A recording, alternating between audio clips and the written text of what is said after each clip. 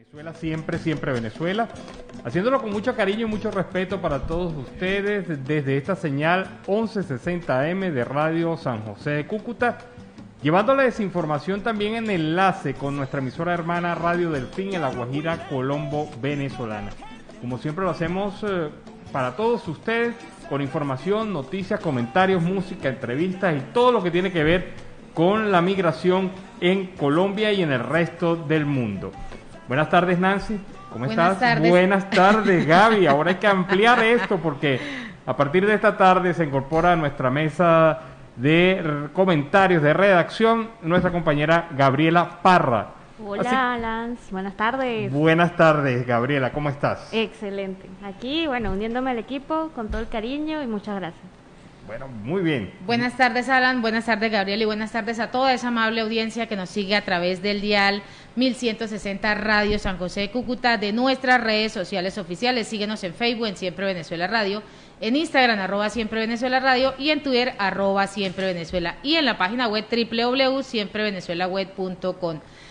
Y en enlace con Radio Delfín 1060 AM. Queremos saludar en el Control Master a José Ramírez, a Alex Meneses y a Robinson Cárdenas. Alan Peralta con registro nacional 0715 y quien les habla, Nancy Pacheco, con registro nacional 0713 del Colegio Nacional de Periodistas, seccional Norte de Santander.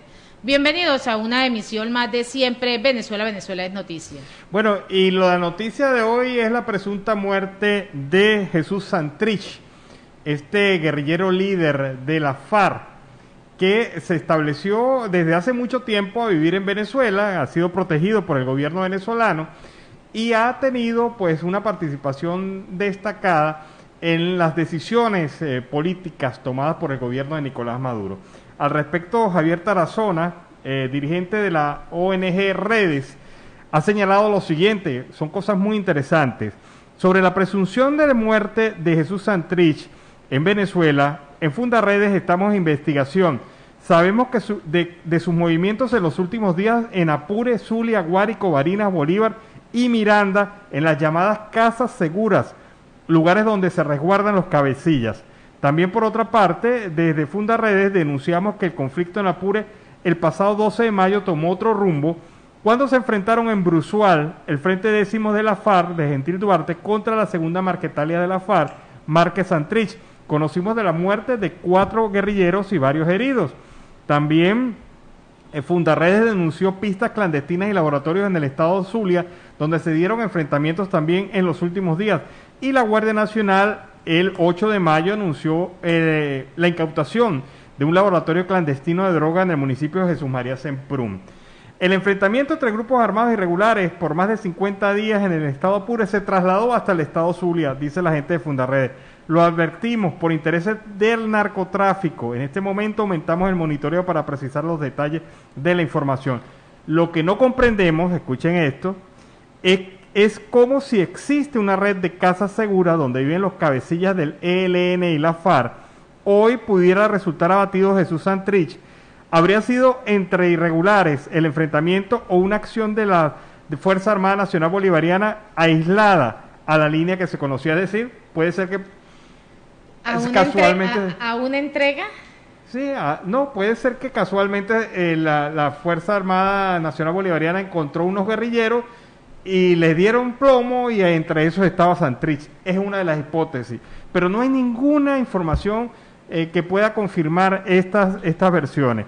Otro de los lugares donde Jesús Santrich viene operando, y lo hemos denunciado, es en Caracas, en el barrio 23 de enero, donde forma reclutas entre los bloques 48 y 49.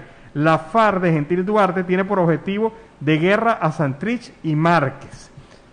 Esta es la situación. O sea, mucha desinformación, un gran titular de prensa, una afirmación basada en supuestas fuentes de inteligencia y pero muy vaga a la final, ¿no? Claro. Muy sin sentido. Hasta ahora Santrich pudo haber muerto en Apure, pudo haber muerto en Caracas, pudo haber muerto en el Zulia, según estas versiones. O pudo haber salido por algún lado. O puede no haber muerto. O puede no haber muerto, porque sin cuerpo...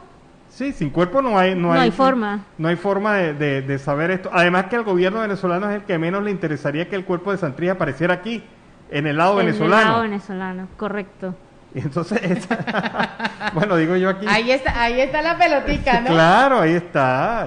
Evidentemente, pues se mueven muchos hilos de información y realmente, pues, esto ha sorprendido a medio mundo y bueno, vamos a ver cómo evoluciona esta información. Pero los detalles que se tienen hasta este momento son los que le acabo de leer.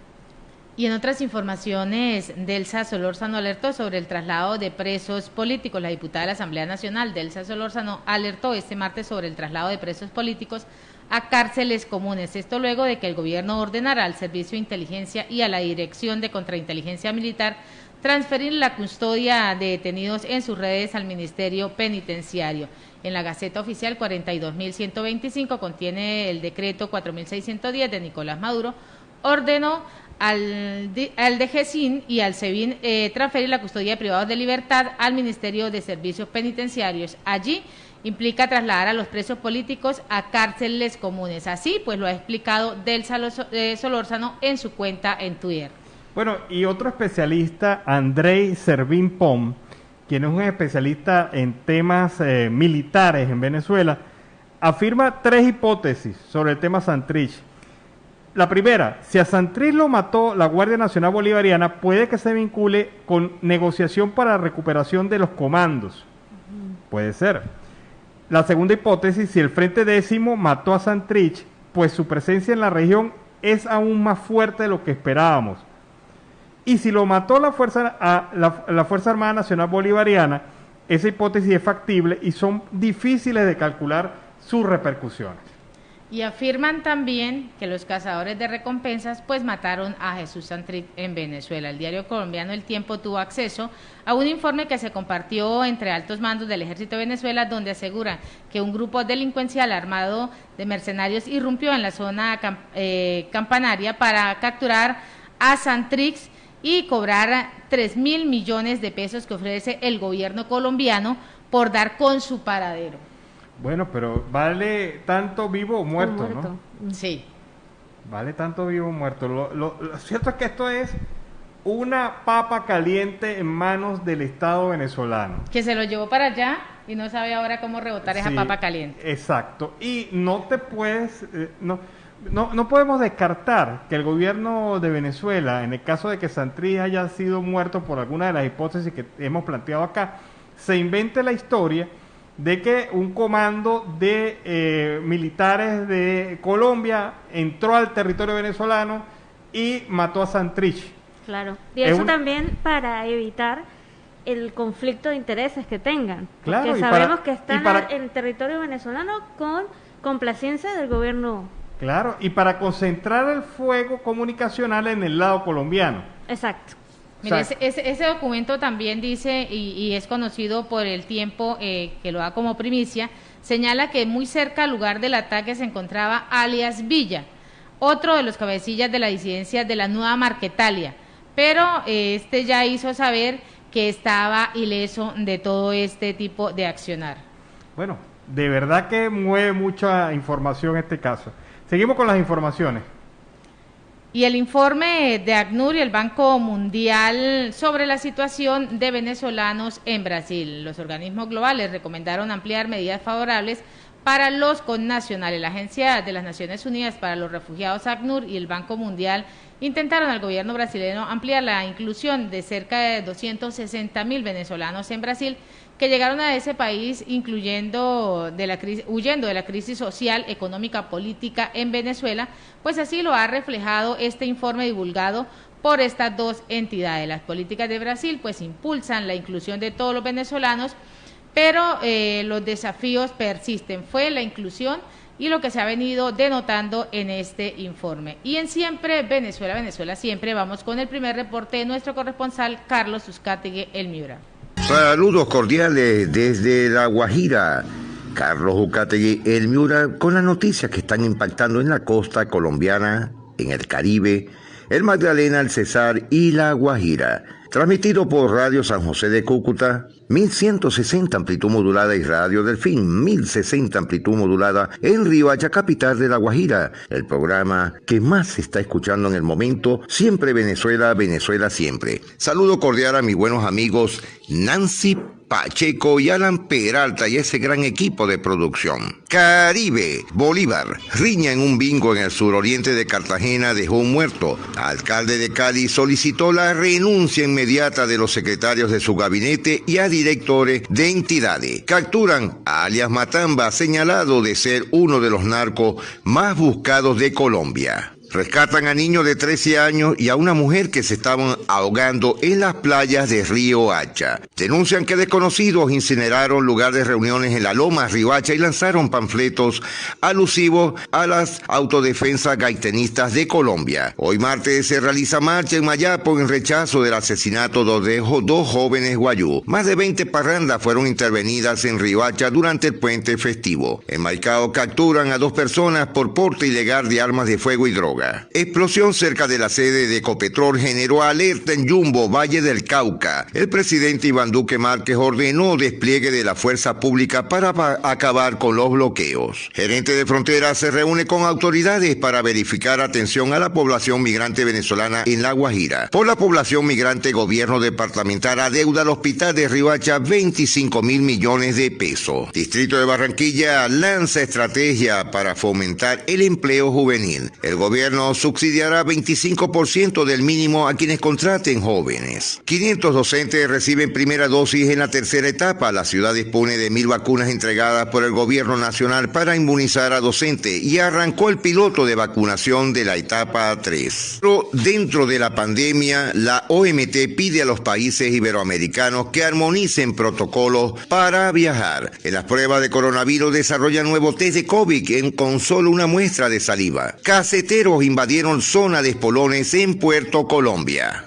Reactivaron puntos seguros para ciclistas en la costa atlántica. Fluminense versus el Junior, no hay mañana. Ofrecen 20 millones de pesos por responsables de la incursión armada en Montería. Distrito prioriza población vulnerable en la búsqueda de empleo. Museos aún ven muy lejos su regreso a la normalidad. Hoy, la entrada para ir al Museo del Carnaval vale por 2. Bus de pasajeros sufrió aparatoso accidente llegando a Montería. Confinamiento en Cartagena de India el fin de semana próximo. En la pradera solicitan celeridad en restauración de un parque. Anuncian sanciones para transporte no autorizado en La Guajira y en la costa del Magdalena. Críticas y clamores para que intervengan a Salamina. Expertos y miembros de la comunidad advirtieron del desastre inminente que ronda a la población por la nueva erosión. Piden garantía para elecciones en San Onofre, Sucre. Según la Defensoría, grupos armados ejercen control. Las atípicas aún no tienen fecha para su realización. El cartagenero Alberto Pujol fue presentado como jugador de los Dodgers. María Camila Osorio se recupera del nocaut ante Chan y avanza a octavos en Belgrado. Según las autoridades de Puerto, hubo más visitantes en las playas. Ocupación de Camajusi a la baja en la costa atlántica. 100 años de la aduana es el epicentro vital en Barranquilla. Patricia Quevedo presenta su exposición en tercera dimensión inspirada en 2 videojuegos en la Biblioteca Piloto del Caribe. En Río Hacha, el plan de choque para vacunar contra el COVID-19 a los adultos mayores de 60 años. Van ya 8 los fallecidos por la COVID-19 de la colonia Zenú en Maicao. Exalcalde de Maicao señaló como argucia el tardio comunicado de Electricaribe por la deuda de energía eléctrica. Jornadas de limpieza realizan en el barrio José Antonio Galán de Río Hacha. Un muerto y 3 heridos deja accidente de tránsito en vía Fonseca Distracción. Organizadan manifestación pacífica contra el Centro Cultural de la Música Vallenata en Valledupar. En el Cesar y La Guajira, Huachicas es la sede de la asamblea para conformar nuevo departamento. Selección César Sub-15 femenina igualó a su debut. Veedor de Millonarios visitó Valledupar buscando talentos del fútbol juvenil. Se trata del profesor Edgar Moreno, quien estuvo durante el evento mirando a las nuevas promesas del fútbol costeño y también recorrió parte de la ciudad viendo jugadores que hacen parte de los clubes vallenatos. En los premios Nuestra Tierra 2021 dio inicio a una nueva velada musical para reconocer el talento y trabajo de los mejores artistas artistas, productores y creadores colombianos. El evento, que se realiza en medio de la pandemia con las respectivas medidas de bioseguridad, entregó los galardones a los favoritos y sobre todo a Carlos Vives como el mejor artista folclórico de Colombia. Miembros del Clan del Golfo irrumpieron en fiesta clandestina. 20 muertos y 344 nuevos casos del virus en el Magdalena. Entes territoriales aumentarían recursos para su Contraloría. Población de cóndores en Colombia sería menor de la que se pensaba, revela el censo. 24.000 personas disfrutaron de las playas con autocuidado. Más de 6.000 viajeros se movilizaron por el aeropuerto Simón Bolívar y los hoteles reportaron una ocupación del 44% aproximadamente en las playas de Santa Marta y el Rodadero. Capturado le pusieron los ganchos a Leinen, dedicado al hurto de joyerías y banco en el Magdalena. Última hora, la gobernadora del Valle del Cauca denuncia unión de encapuchados y miembros del ejército. Según Gran Abasto, ya hay abastecimiento. Ayer lunes llegaron 800 toneladas de alimento. Alcalde de Cali, como lo dijimos, pidió la renuncia total de sus secretarios y de su gabinete a directores de entidades. Santa Fe reporta 5 positivos para COVID-19 antes del juego con River Plate. Más de 58.000 desplazados van en Colombia. Pilotos prácticos advierten sobre riesgo de ingreso de buques en bocas de ceniza. ONG venezolana pide reunión con el ministro de la Defensa con CIR por presencia de disidencias de la FARC. Por tercer día consecutivo, Colombia supera los 500 muertos en 24 horas. UCI suspende pruebas en Cali de Copa Naciones de pistas por problemas del paro. Oleada de 2.700 inmigrantes marroquíes entran a Ceuta. Lanzan curso gratuito para prevenir hongo bananero en América y sobre todo en la zona bananera de la costa colombiana. Ministro de Salud de Colombia dice que próximas semanas serán complejas. Durante el puente festivo se materializaron 12 capturas en Santa Marta. Colombia tiene un gobierno a la defensiva que hay que recomponerlo, dice Gustavo Petro. Titanes dejó sin parche a los Piratas y sigue invicto en la Liga de Básquetbol Profesional de Colombia. Y ya, los coleccionistas ya pueden disfrutar del álbum oficial de la Copa América. Carlos Ucategui, el Miura, regresando a los estudios. Bueno, y ha sido el primer reporte de Carlos Ucategui y el Miura desde La Guajira, Colombo, venezolana. Seguimos con las informaciones. Así es, renunció Iván Simonovic, el encargado de seguridad e inteligencia de Juan Guaidó en Venezuela. En una misiva dirigida al presidente interino destacó que no fue una decisión fácil y que se siente satisfecho por haber cumplido con las metas establecidas para su cargo. No aclaró los motivos de su decisión.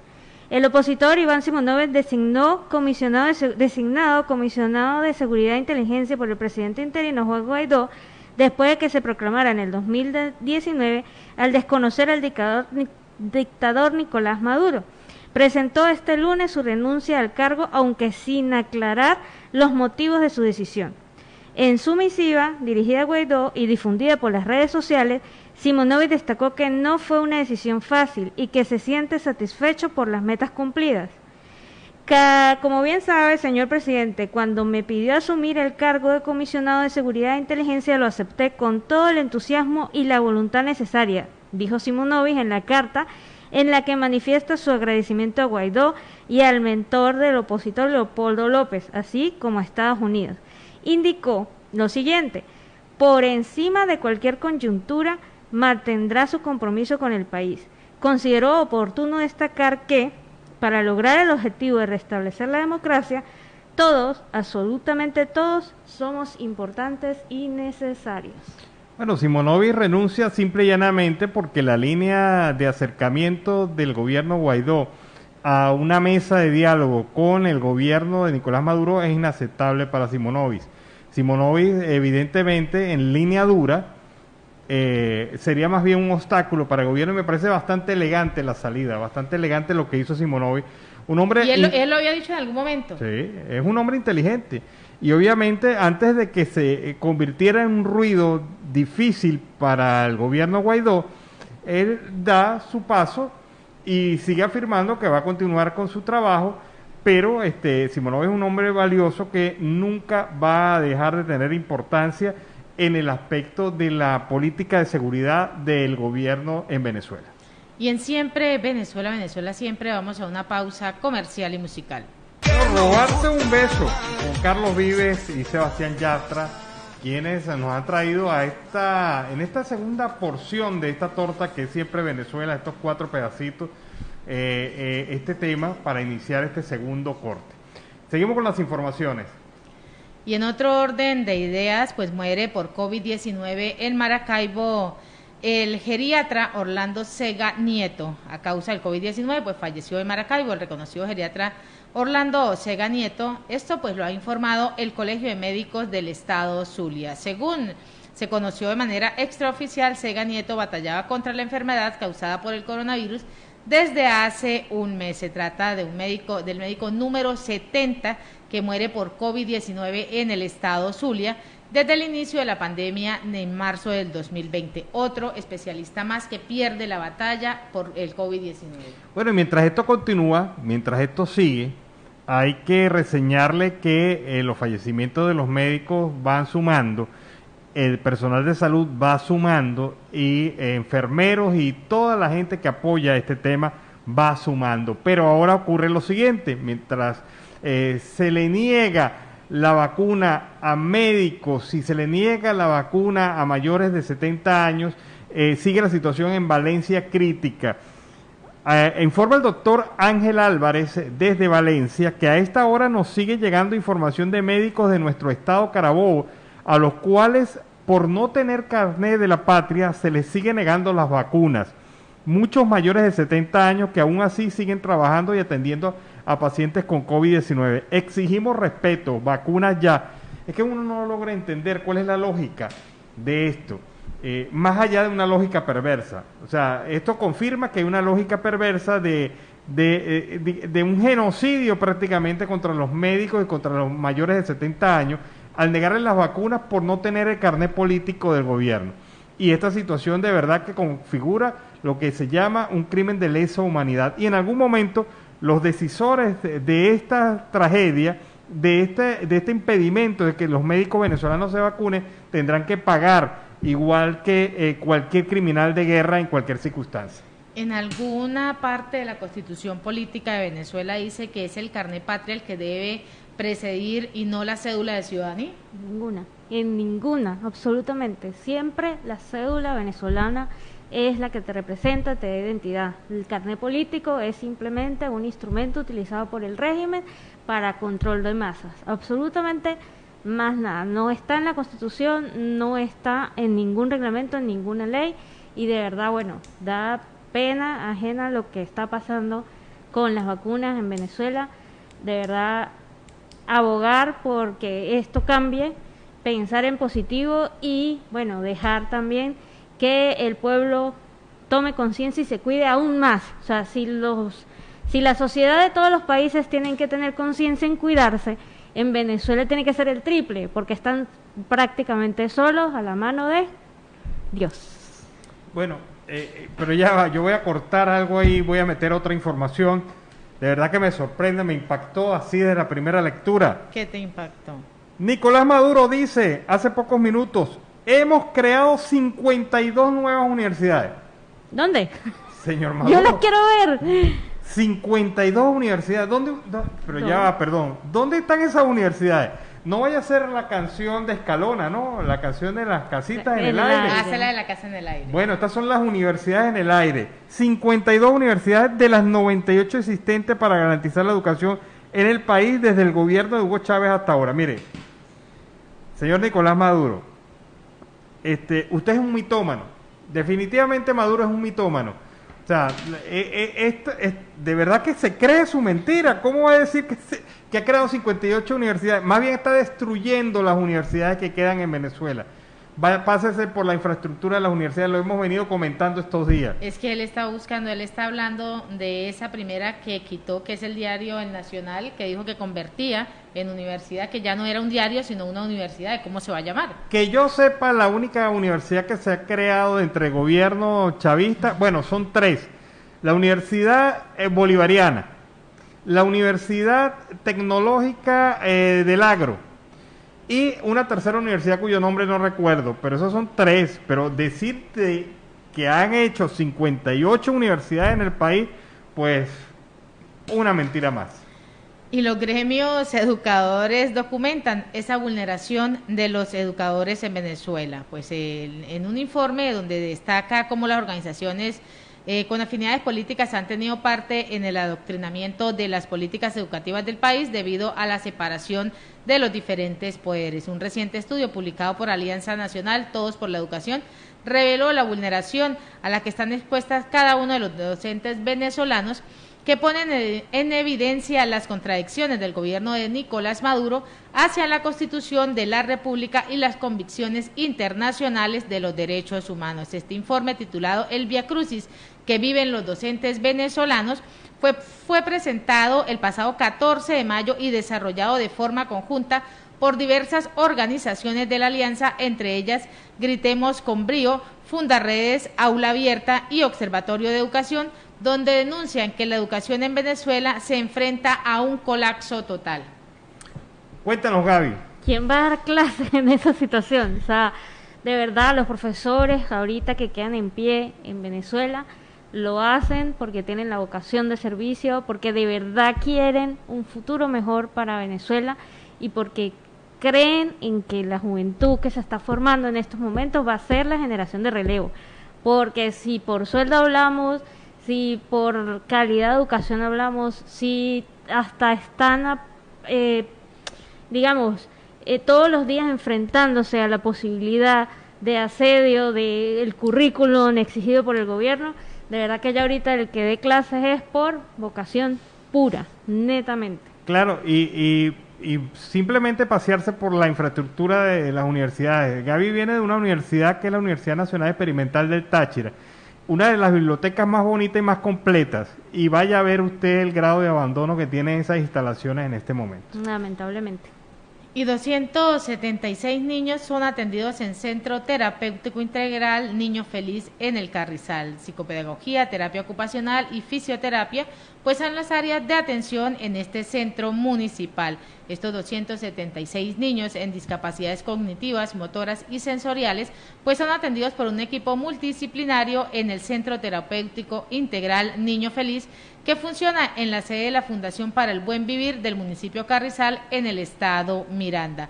Belkis Madril, quien es la coordinadora del centro terapéutico, señaló que cada semana de flexibilización abren sus puertas para la atención de estos niños que están en este centro. Tenemos un caso de una niña con síndrome de Rett que debemos atender en las 3 áreas, y lo hacemos en conjunto cada uno en las especialidades que tenemos. Esto pues es lo que ha reiterado Madrid.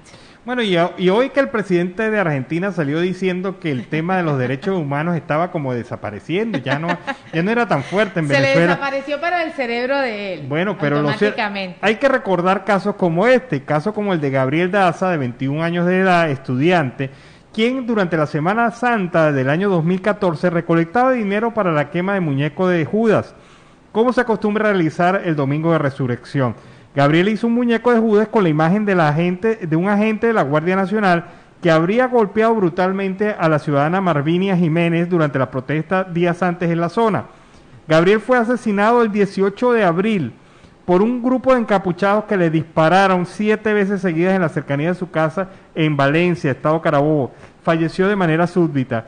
Y también hay que recordarle al presidente argentino que no se ha resuelto el caso de Anthony Rojas, de 18 años de edad, estudiante del segundo semestre de Ingeniería Mecánica de la UNED. Anthony se encontraba el 18 de marzo del 2014 cerca de una barricada con un grupo de amigos en el sector El Diamante del Táriba, cuando un grupo de civiles armados en motocicletas abrieron fuego para dispersar la protesta antigubernamental. En ese momento Anthony recibió un balazo en la cara que le quitó la vida inmediatamente. Y esto es solamente 2 casos, extraídos con pinzas. Pero, señor presidente de la Argentina, no falte respeto a Venezuela.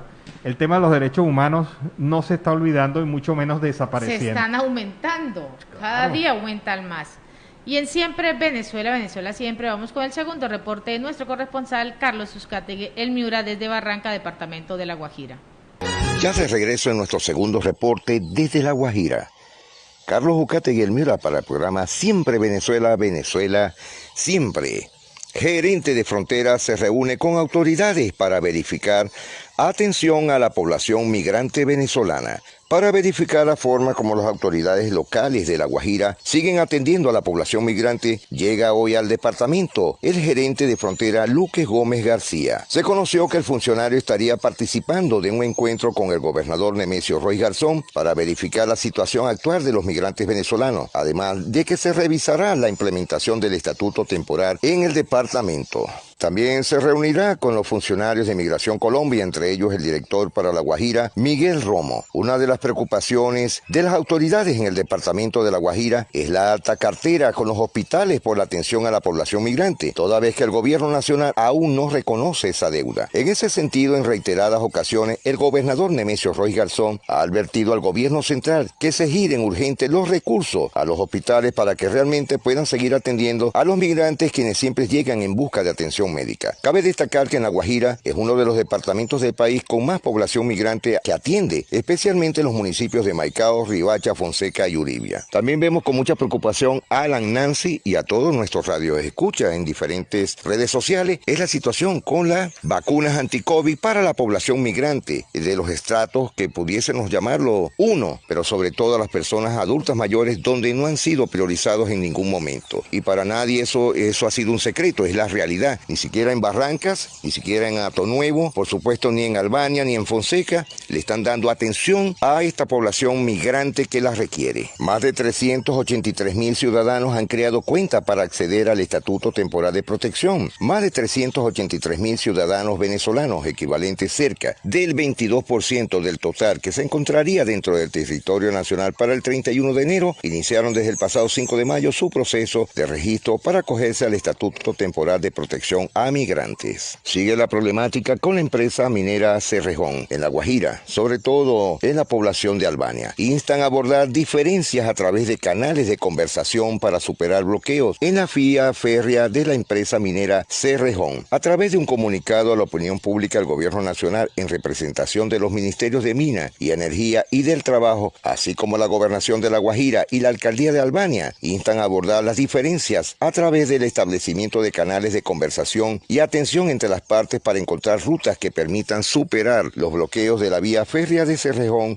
y así asegurar una estabilidad para el desarrollo de la región. En ese sentido, explicaron detalladamente cuáles fueron los temas abordados con el encuentro para solucionar el conflicto entre ex trabajadores y la multinacional. ¿En qué se avanzó el diálogo?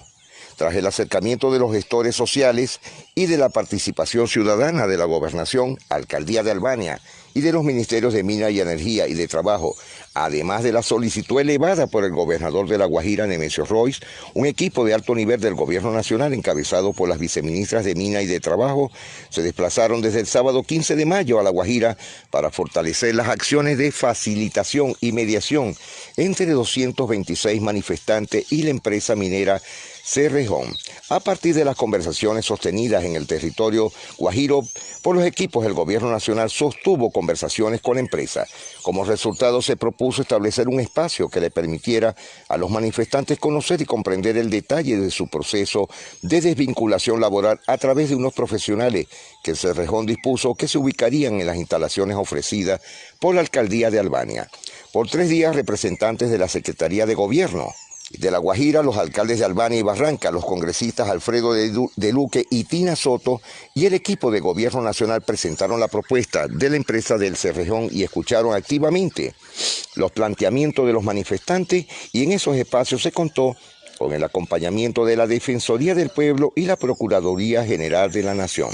Finalmente, el lunes 17 de mayo acudieron hasta el municipio de Albania para dialogar y generar iniciativas que permitieran avanzar en la salida del bloqueo. Sin embargo, tras la escucha activa, el diálogo, la promulgación de peticiones de los manifestantes y la respuesta a la propuesta de la empresa, estos reiteraron su intención de sentarse con la empresa para conocer y comprender las acciones que generaron la salida de 226 personas el pasado 23 de febrero y acordar una agenda de trabajo que guíe al diálogo. Las entidades gubernamentales presentaron y transmitieron esta intención planteada junto con los temas generales de interés a la empresa El Cerrejón. La estabilidad de la región y sus habitantes requiere de acciones que propendan por el diálogo basado en reglas soportadas por la ley.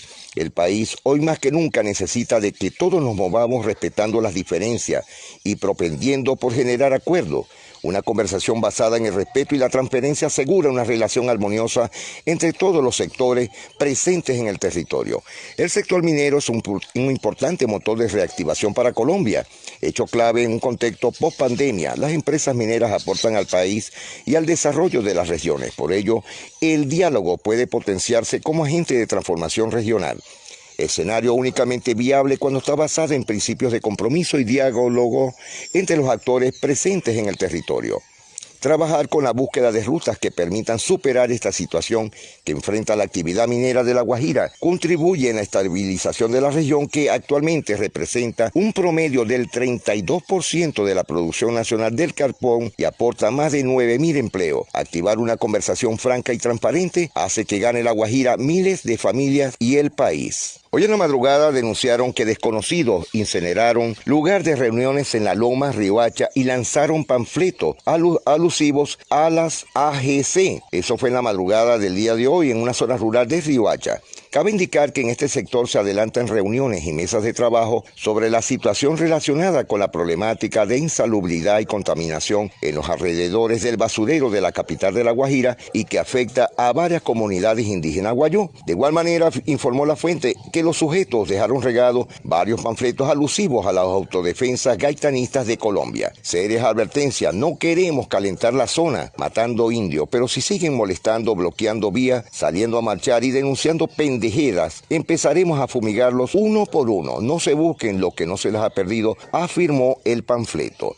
Por su parte, José Silva, de la ONG Nación Guayú, denunció la situación registrada en el sector salud. Cabe indicar que esta semana se tiene previstas mesas de trabajo para definir la situación denunciada por las comunidades indígenas guayú ubicadas en los alrededores del basurero de Riohacha, capital de La Guajira, que piden al distrito y al operador den una pronta solución a la problemática de insalubridad y contaminación en toda la zona. No es la primera vez que esto ocurre. En lo que va de año ya van 5 movilizaciones por parte de las comunidades indígenas en el caso del relleno o basurero o vertedero distrital. Algo muy grave que sigue pasando factura, aparte de las operadoras que no les han cumplido los requerimientos de bioseguridad y otros aspectos. Carlos Ucategui se despide, será hasta mañana. Bendiciones para todos, para el programa Siempre Venezuela, Venezuela Siempre. Feliz día para todos. Y fue el segundo reporte de Carlos Ucategui, el Miura, desde La Guajira, Colombo, venezolana. Y hay un evento importante que se va a celebrar este jueves 20 de mayo a las 5:30 de la tarde en la Plaza Luxemburgo en Bruselas. Es un evento que va a reunir 4 países. El Global Citizen Campaign, o sea, una campaña global de ciudadanos para apoyar con el grito de la libertad al pueblo venezolano. Esta campaña, que están siendo organizadas por varias fundaciones venezolanas que trabajan en Europa, va a unir las banderas de Ucrania, de Nicaragua, de Irán, de Venezuela, Siria, Cuba, el Tíbet, para demostrar a los países de la Unión Europea y a los ciudadanos de la Unión Europea que la represión, los mecanismos de control social, la violación de derechos humanos es igual en Ucrania que en Venezuela, es igual que en Cuba que en Nicaragua. Y entonces van a sumar las banderas de todos estos países para reflejar esta presión. Es una muestra de lucha de quienes nos tiranizan trabajan unidos, y nosotros como ciudadanos de estos países también tenemos que trabajar unidos para enfrentar esas tiranías. Ellos hablan de un concepto muy clásico: los dictadores se unen, ¿por qué los ciudadanos no se unen para defenderse?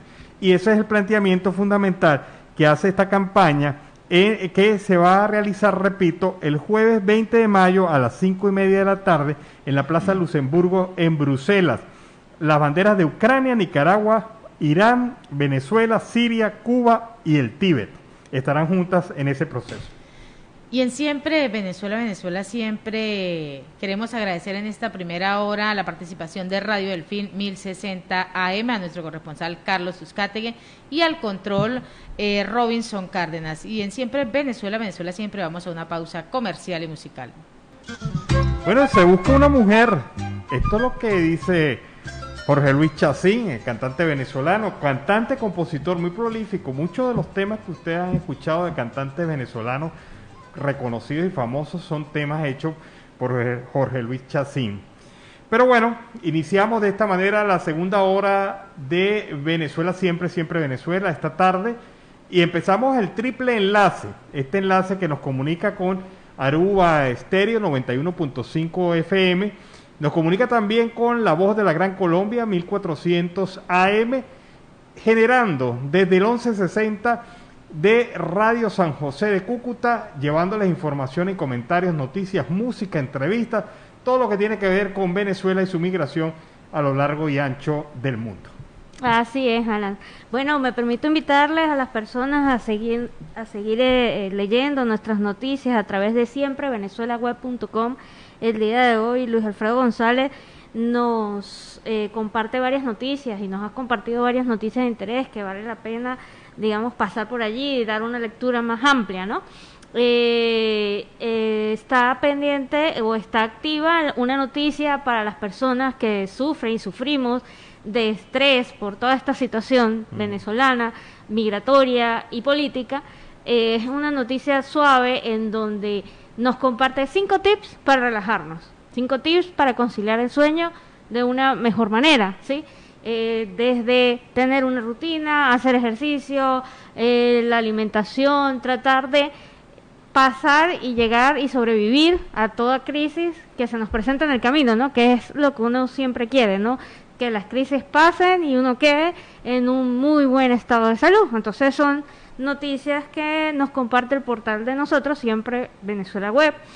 Y adicional a esto hay un evento en Táchira, un evento de dibujo animado, el de 20, 21, 22 y 23 en San Cristóbal, estado Táchira. Allí en el portal tienen toda la información, toda la invitación, se va a estar desarrollando en San Cristóbal, estado Táchira. Los invito a que lean la noticia o la nota desde siemprevenezuelaweb.com. Bueno, y si usted tiene alguna información, algún comentario en video, en audio, o quiere simplemente escribir y enviarnos su material para nuestro programa, para ayudarnos a la producción de nuestro programa Siempre Venezuela, tiene todas las plataformas disponibles para poderlo hacer a través de Instagram, a través de Facebook, a través de Twitter, nuestra página web. Tiene todas las opciones disponibles para podernos hacer llegar la información que usted considere que puede ayudarnos a la producción del programa, siempre y cuando pues lo haga con unas ciertas normas y criterios mínimos, pero estamos totalmente abiertos para esas informaciones que ustedes nos quieran hacer llegar. Y para incrementar el estrés, ya que Luis Alfredo habló de cómo reducirlo, yo lo voy a aumentar. Provea denuncia el incremento de fallas de los servicios básicos en Venezuela, y esto según esta organización, la crisis se ha agudizado en fallas en servicios como el agua potable, la electricidad, el gas doméstico, la internet y el acceso a servicios de alimentos, especialmente en algunas regiones del interior del país.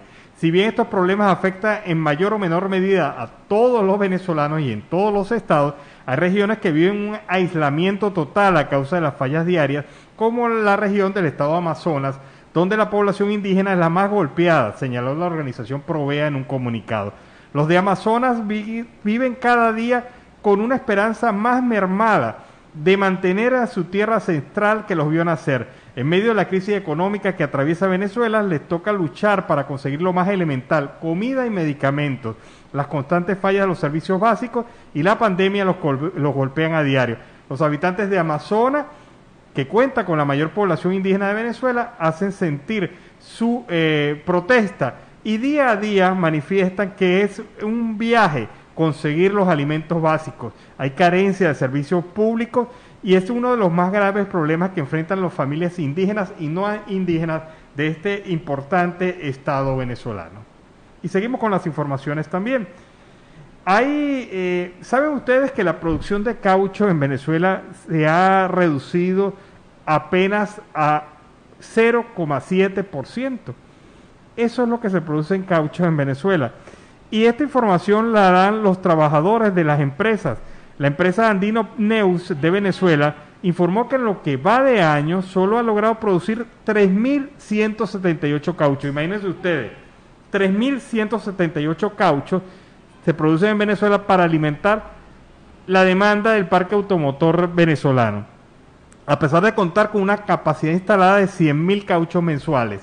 Luis Alberto Álvarez, secretario general del Sindicato de Trabajadores de esta empresa, precisó que la producción actual es de 0,7%. Esto indica que la producción está por el suelo. El representante sindical de la empresa Andino Neus dice que esta tiene un mes de paralización de las actividades y los trabajadores desconocen cuándo serán retomadas las operaciones. Puntualizó que los representantes de la empresa informaron que no cuentan con la materia prima necesaria para la producción de caucho. No obstante, el personal se encuentra preocupado en gran magnitud, por lo que decidieron incluso solicitar todos los beneficios del contrato colectivo antes de que desaparezcan los propietarios de la empresa. De verdad que esta es la preocupación fundamental de todos ellos. Otro sector más de la economía y de la industria que cada vez menos presencia tiene y que es más difícil para las personas acceder a algo tan natural que debe ser poder tener tu carro para movilizarte y cumplir con labores, estudios, algo tan básico, y de verdad es otra industria más caída en manos del régimen. Bueno, y hay que decirlo, yo creo que 3.000 cauchos al mes vende una empresa aquí en Cúcuta, un comercio aquí en Cúcuta. Sí, algo mínimo. 3.000, y eso es lo que produce una de las más grandes plataformas de empresas en Venezuela para caucho. Más corrupción, más mercado negro, más sobreprecio, más inflación. Eso más contrabando. Contrabando. ¿Quién dijo que había corrupción? No, cierto. Allá no existen niveles de corrupción. Seguimos con las informaciones. Y Nicolás Maduro aspira al retorno a clases para el próximo periodo escolar 2021-2022. Dios mío, Maduro sigue mintiendo, por favor. Señaló De los creadores de las clases empiezan en enero. del mundo mágico de Nico. Con su segundo capítulo, las clases empezarán en marzo. Con un ministro ya fallecido, las clases empezarán en abril. Ahora vamos con el nuevo invento. ¿Las clases empezarán cuándo? El próximo periodo escolar 2021-2022 señaló que este año pues culminará de manera online. El argumento que entre febrero y marzo se intentó regresar a las clases presenciales, pero la llegada al país de la variante brasileña y la segunda ola del coronavirus pues obligó a suspender estas medidas. Nicolás Maduro espera y aspira que ese retorno que sea seguro para los estudiantes a las aulas el próximo año escolar, pues que sea 2021-2022, así pues lo ha venido informando durante esta semana a todos los estudiantes.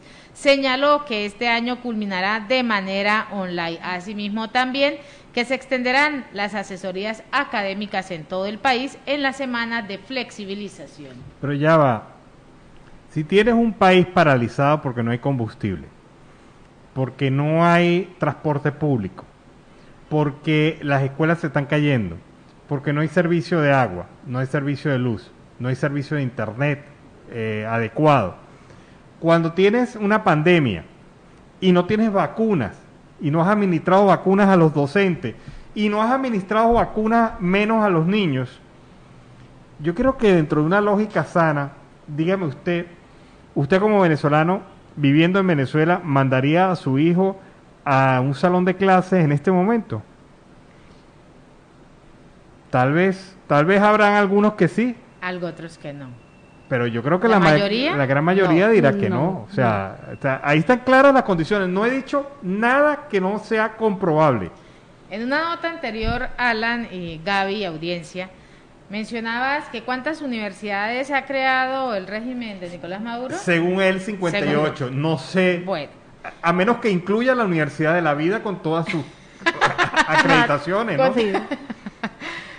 Por otro lado, Nicolás Maduro informa que este año se graduarán 370.000 nuevos bachilleres al culminar esta era escolar, que es una era escolar digital. Y durante esa jornada de trabajo dedicada al Sistema Nacional de Ingreso Universitario Bicentenario 2021, Maduro señaló que está en pleno desarrollo el registro de optar por su carrera universitaria. Esto pues es un importante anuncio, una garantía al derecho a la educación, el derecho a los derechos sociales, a los derechos humanos de toda la juventud venezolana. ¿A dónde están esos derechos sociales, esos derechos a la juventud, ese derecho al estudio? ¿Dónde están? Que nosotros no los vemos. No, y hay una cosa que es lógica. Analicen ustedes las capacidades cognitivas en áreas fundamentales como las matemáticas y la lengua de estudiantes graduados en Venezuela durante los últimos 12 años. Es un proceso terrible y hay que reconocer que la calidad de la educación en Venezuela ha mermado a pesar del gran esfuerzo que han hecho los docentes por mantenerla, pero es que sin recursos no se puede mantener el sistema educativo y ocurre que usted coloca a uno de estos muchachos y cómo va a ser competitivo con una sociedad como, por ejemplo, una sociedad cercana, vamos a colocarle, no sé, México, Brasil, Argentina. Hay que ver qué difícil es para un niño venezolano ser competitivo en esta situación. Y esa es una palabrita que no le gusta al gobierno, competitividad, porque le hace recordar que son unos incapaces e ineptos en todas las áreas. No hay, bueno, sí hay una área que sí han demostrado eficiencia. La materia de destrucción de un país, en eso son excelentes, extraordinarios. Y en eso hay que aplaudirlos, porque mira, han logrado sus metas y siguen demoliendo a Venezuela. Pero en las demás materias no hay ninguna. Mencióname una. Tenemos redes sociales en Facebook, en Twitter, en Instagram, tenemos redes sociales, tenemos nuestra propia página web. Tiene 4 opciones. Y dígame una sola área del país en donde el gobierno de facto de Nicolás Maduro haya logrado indicadores positivos. Una sola. Una sola. No. Y lo publicamos con bombos y platillos aquí en Venezuela, siempre, siempre Venezuela. Y aparece la lista de criminales colombianos que se han refugiado en Venezuela, pues con la verificación, según donde falta se verifica. Ya hay uno menos. Eso hay que tacharlo. Donde se verifica si Santrich murió en enfrentamiento en Venezuela, pues han caído otros delincuentes. Y los criminales colombianos que murieron en Venezuela en enero del 2008, fue hallado en un complejo turístico en Mérida, Venezuela, el cuerpo de Wilmer Alirio Varela, alias Jabón, ex jefe del cartel del Norte del Valle. Jabón pues fue asesinado con un arma calibre 9 milímetros según pues lo informaron en su momento. Jabón pues iniciaba su vida criminal en los años 80 con los hermanos Rodríguez Orejuela, ex jefe del cartel de Cali, pero luego fue Varela quien fue a trabajar a Venezuela. Don Diego, Luis Montoya, don Diego, en su momento pues también apareció en Venezuela, por otro lado también en el territorio venezolano. Daniel León Barrera, quien fue detenido en San Cristóbal en el estado Táchira. Esos, así por encimita, de los que han muerto en Venezuela, que se han ido desde acá y han estado allá. Entonces ahora aparece también Santrich. Los más buscados. Bueno, y el gobierno de los Estados Unidos no ve ninguna solución mágica ni sencilla con el tema Venezuela y defiende un enfoque multilateral que amplíe el consenso a favor de un proceso que lleva a elecciones libres y justas en este país. Juan González, asesor especial de seguridad del presidente Joe Biden, informó como ponente en la primera jornada de la 6ª Conferencia Hemisférica de Seguridad, un evento virtual organizado por el Instituto de Políticas Públicas Jack Gordon y el Centro Kimberly para América Latina y el Caribe, perteneciente a la Universidad de Florida, que Venezuela es un tema importante. Sin embargo, allí no ven soluciones inmediatas, rápidas, mágicas al tema Venezuela. Considera que hay que propiciar el diálogo, hay que propiciar el encuentro, hay que conseguir las condiciones básicas para la solución alterna que es para ellos, para el gobierno Biden, elecciones libres y transparentes. Dentro y fuera del país, ha apoyado la administración Biden a Venezuela, lo afirma su representante. Indicó que el gobierno de los Estados Unidos piensa que la salida debe ser negociada y el proceso que conduzca al restablecimiento de la democracia debe ser totalmente pacífico. Bueno, y en una nota económica, el dólar está ya a punto de pasar la barrera de los 3 millones de bolívares. 3 millones. 3 millones de bolívares, un dólar en Venezuela. O sea que si usted gana el salario básico, ganaría un poquito más de $3 mensual. Y la OMS, perdón, el Fondo Monetario Internacional señala que para usted sobrevivir y tener garantía de por lo menos supervivencia, niveles básicos de vida, usted debe ganar por lo menos $1 diario. O sea que estamos en una condición de verdad bastante Como dicen deplorable. algunos, estamos en la olleta. Estamos pa'l perri, diría otro, pero lo cierto del caso es que en estas condiciones no puede sobrevivir una familia venezolana. Y Henry Falcón hizo un llamado a la unidad de la oposición ante las elecciones regionales y a las elecciones municipales. El presidente de Avanzada Progresista aseguró que es necesario organizar candidaturas unitarias con alianzas perfectas y sin sectarismos. Henry Falcón, el presidente y fundador de Avanzada Progresista, hizo ese llamado a la unidad a la oposición venezolana para recuperar los espacios en las elecciones regionales y municipales pautadas para el 21 de noviembre. Falcón también aseguró que es necesario organizar candidaturas unitarias con alianzas perfectas y sin sectarismos. Aseguró que fue la misma oposición la que destruyó la confianza de todos los venezolanos en el voto. De alguna manera le estamos haciendo el juego al gobierno. Esto pues es lo que han venido manifestando. Mire, Maduro, usted que dice que ha inaugurado, 58 actos. Yo quiero ver los videos de los 58 actos de inauguración de universidades en Venezuela durante los 22 años del chavismo. Bueno, pero mientras eso sucede, vamos a observar que la rectora de la Universidad Central de Venezuela, Cecilia García Arocha, aseguró que en lo que va del 2021 apenas ha recibido, aún no ha recibido el 98% del presupuesto que le corresponde a la universidad. O sea, la universidad ya vamos casi a mitad de año y apenas ha recibido el 2%, de su presupuesto, y con ese 2% el gobierno piensa, no sé, que ellos hagan magia y reconstruyan la universidad. La autoridad universitaria enfatizó que durante el 2020 solo recibieron el 25% del presupuesto, es decir, que hasta la fecha le den $20 millones correspondientes al año anterior. Por cierto, $20 millones no fue lo que se gastó Maduro en la campaña esa para defender a Al-Assad.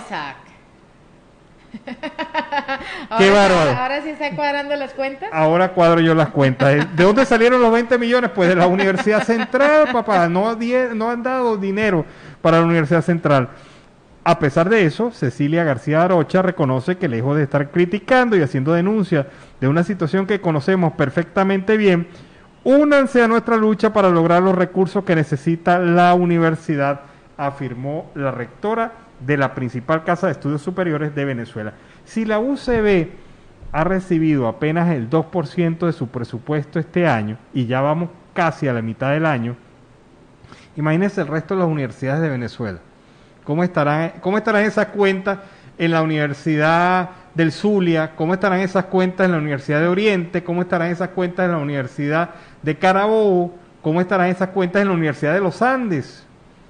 De verdad que la situación de las universidades es muy grave. Y conductores hacen hasta 32 horas de cola en gasolineras del centro del país. Pues usuarios de los estados Vargas, Miranda, Aragua y Carabobo pues reportan esta escasez de combustible tanto en las estaciones de servicios dolarizadas como en las subsidiadas, mientras que los conductores de transporte público trabajan a media máquina por la falta del gasoil. Así se está presentando esta situación. Bueno, y definitivamente, ¿quién va a trabajar sin gasoil? Estamos volviendo a la época de la yunta, del buey, de los caballos, de las carretas. de las carretas. O sea, vamos a ver por Venezuela carretas y veremos pero acuérdate a los que antiguos pero esa fue una de las propuestas que hizo una de las candidatas. No, la carrucha, La ella carrucha. propuso la carrucha. Por eso van a seguir, porque no tienen con qué van a utilizar gasolina. ¿Qué habrá pasado con esa candidata, con esos candidatos exóticos del chavismo del estado Sucre que de verdad que nos sorprendían toda la semana? Creo que murieron políticamente. Cuéntenos, si usted tiene un cuento de estos candidatos de la carrucha y candidatos exóticos, Yo creo que a ellos les tocó comprarles bastante crema. Claro, háganos llegar su mensaje. Tenemos cuatro redes para que usted nos haga llegar su mensaje, su comentario y solicitud de información.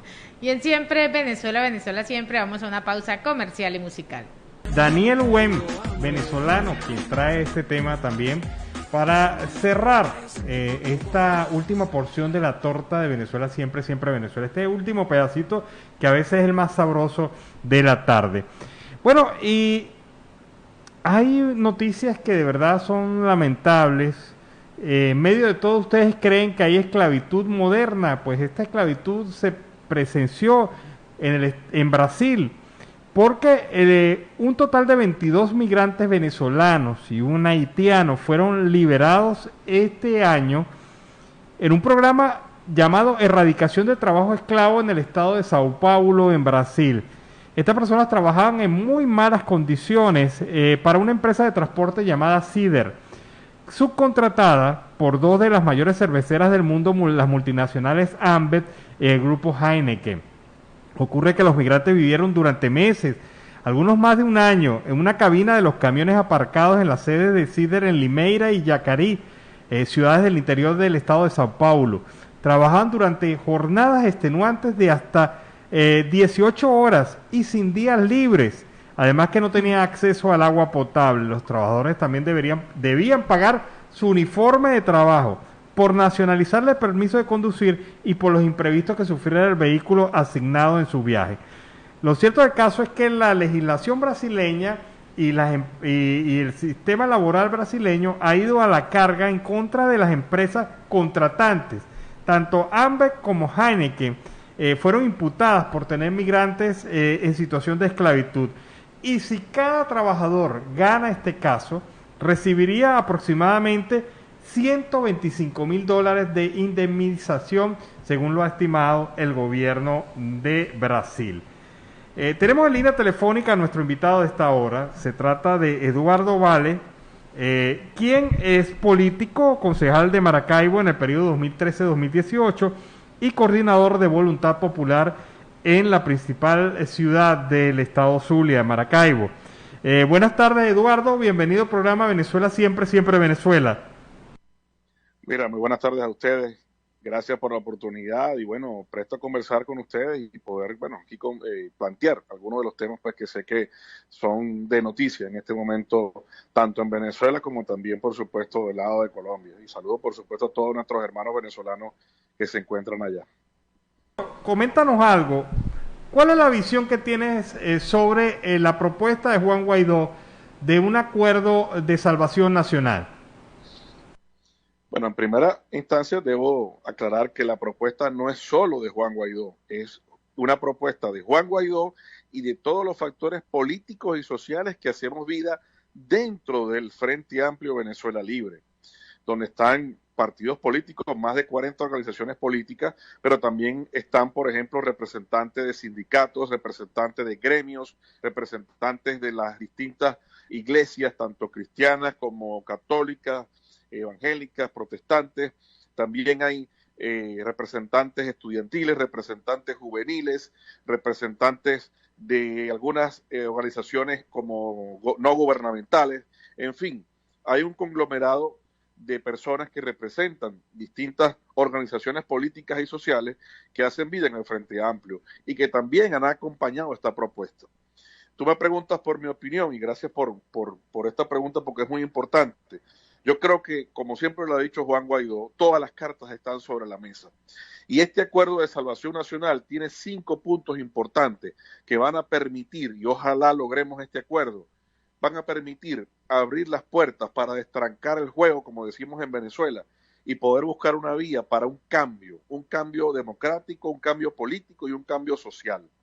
¿Cuáles son estos 5 puntos? El primero es la entrada de ayuda humanitaria que incluya medicamentos, insumos médicos y también vacunas para que permita los venezolanos recibir esta vacuna para prevenir el COVID-19 que nos está atacando fuertemente. En el caso específicamente del estado Zulia, hoy se contabilizaron más de 1.800 casos nuevos de personas contagiadas con el coronavirus, solamente que el estado Zulia. En Venezuela, bueno, ya te puedes imaginar las cifras alarmantes que tenemos y todavía no vemos que el régimen busque la manera de que ingresen mayor cantidad de vacunas para poder de verdad darle cierto alivio a nuestra población. En segunda instancia, unas garantías electorales que permitan ir a un proceso electoral libre, transparente y verificable, donde incluya allí un cronograma electoral que donde está incluido elecciones presidenciales, parlamentarias, gobernaciones, alcaldías, consejos legislativos y consejos municipales. Un cronograma electoral que realmente sea serio, respetable y creíble por nuestra población. ¿Ok? Un tercer punto que es la liberación de presos políticos y además también el regreso de nuestros hermanos dirigentes políticos que están en el exilio forzado por este régimen de Nicolás Maduro. Cuarto punto y no menos importante es buscar la manera de que con estos acuerdos, mientras vayan ocurriendo estos acuerdos que se vayan dando y veamos realmente que hay una voluntad por parte del régimen de Nicolás Maduro de que esta situación vaya siendo creíble y vaya dando pues tranquilidad al pueblo venezolano, conversar con los países que nos han venido apoyando e ir aliviando las sanciones a los personajes o los personeros del régimen de Nicolás Maduro. Y por último, y no menos importante, es el tema, por supuesto, de el reconocimiento de las instituciones como la Asamblea Nacional Legítima que tenemos en Venezuela, electa en el año 2015. Entonces, bueno, estos son 5 puntos importantes de este acuerdo que van a permitir, en nuestra opinión, aliviar las crisis que estamos viviendo y buscar una salida, un cambio para Venezuela que tanto anhelamos todos los venezolanos. Ahora, Eduardo, hay una cosa que es muy clara. Mientras hay un grupo de venezolanos que está trabajando en base de un acuerdo de rescate nacional, hay otro grupo importante de venezolanos que también están trabajando, pero en la vía electoral exclusivamente. Hay gente que ya se está postulando en el estado Zulia a alcalde, a gobernadores, hay gente que ya se está postulando a cargos de elección popular en diversas alcaldías del país. ¿Cómo congeniar a estas dos Venezuelas, estos dos enfoques de la oposición? Bueno, yo respeto mucho las posiciones de cada quien, ¿no? de cada persona y de cada organización que quiera participar en una elección. Pero yo creo que lo importante en este momento, para todos los venezolanos, es que les demos tranquilidad ante la crisis que está viviendo el pueblo, de la crisis social, que es la que es más preocupante. Tenemos ya más de 5 millones de venezolanos que se han ido, que han tenido que emigrar de Venezuela, y Colombia ha sido uno de los países que más ha recibido venezolanos, y lo agradecemos profundamente, el apoyo que nos ha brindado Colombia y el pueblo colombiano, de abrirle los brazos y recibir a nuestros coterráneos allá en Colombia. Pero ese no puede ser la solución. Entonces, hoy la prioridad tiene que ser un tema humanitario y tiene que ser una solución política. Pero esos que tú estás nombrando, que solamente piensan en la posición política, no están ayudando a solventar el problema. Lo único que están haciendo es buscando una oportunidad para ellos, pero no una solución para el pueblo venezolano. Porque que una persona de esas llegue a ser gobernador o alcalde de un municipio o de un estado, no le va a resolver el problema del agua, le va a resolver el problema de la luz, o no le va a resolver el problema de la crisis de medicamentos o de insumos médicos en los hospitales al pueblo venezolano. Ese puede ser un alivio, pero no la solución. Y eso es lo que nosotros estamos buscando con este acuerdo y con la lucha que estamos llevando en Venezuela. Buscar una solución definitiva a la crisis en Venezuela. Eduardo, el estado Zulia ha sido uno de los estados más castigados de Venezuela, no solamente en el tema de servicios públicos, sino también en el tema de pandemia y el tema de la primera línea, que son los médicos y los profesionales de salud, que Zulia ha aportado en una cifra lamentable la mayor cantidad de médicos y de profesionales de salud muertos por el tema del COVID-19. ¿Hasta dónde puede aguantar el pueblo zuliano esta circunstancia? El pueblo zuliano no puede aguantar mucho. No puede aguantar, porque como tú lo acabas de decir, la primera línea de defensa contra el COVID, lamentablemente tenemos ya más de 30 médicos de carrera que hemos perdido ante el coronavirus, sin hablar de personal médico, de estudiantes que también están en esa misma línea, que han tenido que desde sus aulas de estudio han tenido que ir a apoyar en los hospitales y en los ambulatorios. El caso de enfermeras y enfermeros también lamentablemente han fallecido por esta causa. La situación es crítica, porque es que no hay insumos médicos en los hospitales, no hay medicamentos para poder atenderlo suficiente. Y peor aún, es que nosotros todavía no vemos un cronograma y un programa específico de vacunación para los venezolanos. Y en el caso del Zulia, no es que hemos sido uno de los estados más golpeados, hemos sido el estado más golpeado, porque es el estado que hoy tiene más cantidad de personas contagiadas en todo el país. Pero además también no solamente es el tema del coronavirus, es que en un estado como el Zulia, que le ha permitido al pueblo venezolano vivir de la renta petrolera, viven los venezolanos en colas en Maracaibo y en el resto del estado Zulia, en colas para poder abastecernos de gasolina. Vivimos buscando y detrás de camiones cisternas para poder abastecernos de agua potable. Lamentablemente no conseguimos los alimentos suficientes para poder llevarlos a casa, o porque son muy costosos, porque a veces son importados, o porque cuando los conseguimos las personas no tienen la económica para poder comprarlo. Es una crisis bastante compleja. Y yo creo que hoy, repito, como te decía desde el principio, tenemos que pensar primero que el venezolano no puede aguantar más, no puede seguir aguantando esta crisis, y que el venezolano hoy no vive, sobrevive. Esa es la Un mensaje del final, tema. Eduardo, para toda la Trata de migración buscar la manera venezolana de que está poder escuchando subsistir. este programa. Mira, quiero llenarlos de esperanza, de mucha esperanza, que no pierdan la fe, que mantengan la fuerza viva y que tengan la confianza que muy pronto esto se va a acabar. Esta crisis que estamos viviendo, esta situación que está padeciendo hoy Venezuela, muy pronto va a terminar y vamos a poder abrirle los aeropuertos y los terminales terrestres a todos nuestros hermanos venezolanos que han tenido que emigrar a buscar oportunidades en otros países que su propio país hoy no les puede brindar, que van a poder regresar a reencontrarse con su familia, con sus amigos, con su calle, y vamos a poder reconstruir a Venezuela. No perdamos la esperanza y mantengamos la fe incólume, fuerte allí, porque estoy seguro que Venezuela va a cambiar para construir la mejor Venezuela que todos nos merecemos.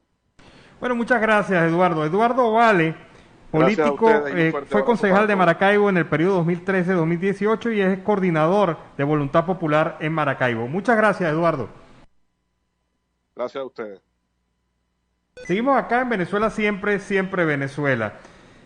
Y sabes, Gaby, que la Federación Médica Venezolana ha exigido un salario mínimo de $1.500 para los médicos. El presidente de la Federación Médica Venezolana, Douglas León Natera, exigió a Nicolás Maduro un salario de $1.500 para el gremio de la salud. El dirigente gremial explicó que no se puede entender cómo los trabajadores de la salud estén ganando $1, $2 y $6 al mes cuando un estetoscopio cuesta entre $80 y $145, un otoscopio entre $60 y $90, y una bata blanca de uso diario entre $25 y $60. Renovar el pasaporte cuesta $100, puso como ejemplo.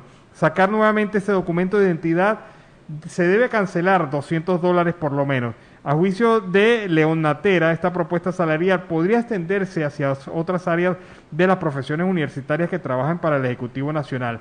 Pero lo cierto del caso es que la Federación Médica pide para los médicos un salario básico de $1.500 al mes. Ahora, dicho al hecho, hay mucho trecho. No pasa como pasaba antes. Los educadores o cualquier gremio pedía un monto esperando ser aprobado al menos la tercera parte de ese monto.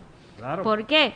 Porque fíjate, $1.500 a pesar, no, es un salario justo, es un buen salario, es un salario que dignifica la profesión. Ahora que están en la recta de coronavirus, que son la primera línea de defensa de la población venezolana, y que aparte están también lidiando con gasolina súper a precio internacional Claro. para transportarse, y aparte que la canasta básica en Venezuela ya está rondando los $300. Entonces, apenas justo.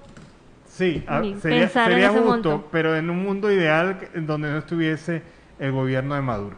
Y en otro orden de ideas, la Comisión Interamericana de Derechos Humanos condenó el embargo de la sede de El Nacional. El CID y su rele recordaron que el Estado de Venezuela, que ese embargo arbitrario a un medio de comunicación, pues atenta contra la libertad del pensamiento, expresiones de prensa, que son garantías esenciales en un Estado democrático de derecho. Pues la Comisión Interamericana de Derechos Humanos y la Relatoría Especial para la Libertad de Expresión condenaron este embargo ejecutivo contra la sede del diario El Nacional ocurrido el 14 de mayo. La CID y su rele recuerdan que el Estado de Venezuela, que el embargo arbitrario es un medio de comunicación que atenta contra toda libertad de pensamiento. Así, pues lo han venido manifestando en las diferentes redes sociales. Bueno, ¿y qué opinan de esta hipótesis de Tamara Suju? Tamara Suju, que es una de las especialistas en el tema de derechos humanos y también en el tema militar, ella es hija de un general del ejército venezolano, señala lo siguiente: a Santrich lo mandó Maduro a enfrentar el 10º frente de la FARC en Apure, que está contra Maduro y que es el mismo que volvió nada a los militares de Padrino y también a sus representantes en el terreno. Y mantiene secuestrado a 8 militares más. Maduro mandó a Santrich para que los enfrentara y lo demás es historia.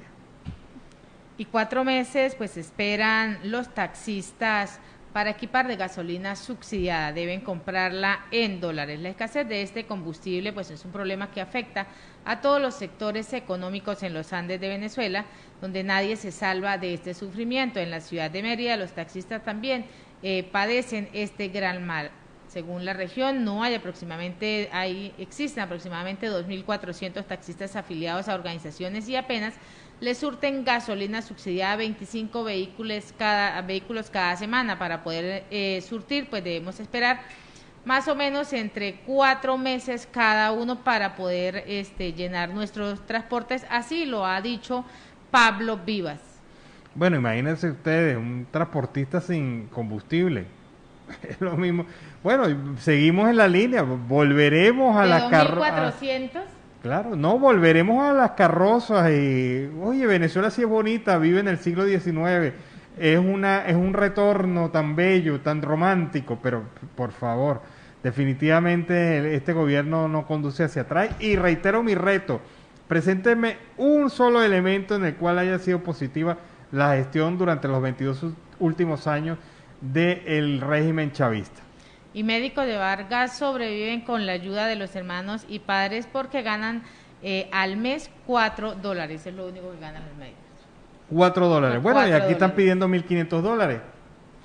Así es. Organización Mundial de la Salud alerta que va para largo el coronavirus. Ah, caray. Va para largo. Dice que se estima al menos 2 años más.